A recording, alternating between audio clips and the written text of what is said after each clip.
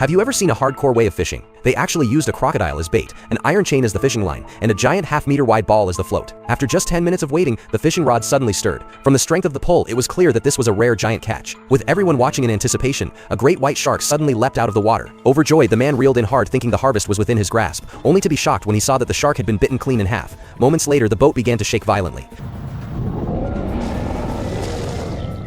At the same time, far away in Antarctica, the U.S. Navy's aircraft carrier USS Ronald Reagan encountered a bizarre incident. They unexpectedly discovered a nuclear submarine that had been missing for 47 hours, but the location was over 5,000 nautical miles from where it had disappeared. At the submarine's top speed, it was impossible to travel that distance in such a short time. Rescuing the crew was the top priority. The military quickly forced open the hatch, but what they found was unbelievable. The food was still fresh, the living supplies were intact, yet all 177 crew members had vanished. Even stranger, all the electronic equipment was burned out, as if the entire vessel had been struck by lightning. The military suspected an enemy attack, but the collaborating professor disagreed.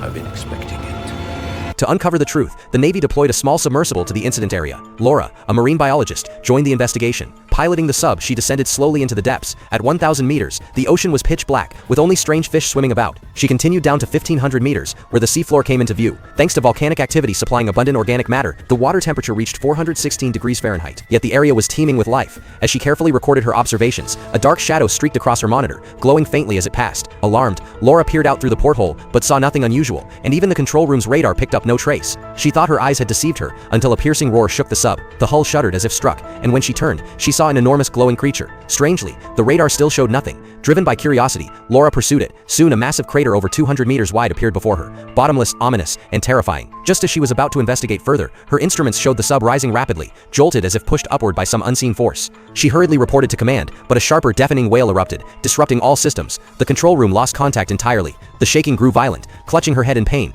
Laura felt the sub flip over and over. Through the porthole, she glimpsed enormous creatures closing in one after another. She didn't know how much time had passed, but at last the chaos subsided. With her years of piloting experience, Laura barely escaped with her life. Back aboard the research ship, she immediately reported her findings. There absolutely exists some unknown giant life form beneath the sea, larger than a whale, capable of disrupting electronics with sound alone. But her superiors refused to believe her. Let me just say this out loud and just see how it plays.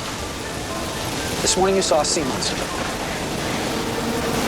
Yeah. Meanwhile, strange phenomena continued to erupt around the globe. Off the coast of Spain, two fishermen were casting their lines, when without warning, countless meteors lit up the night sky. Just as they were about to make wishes, the meteors multiplied, and before their horrified eyes, a storm of blazing rocks plunged into the sea ahead.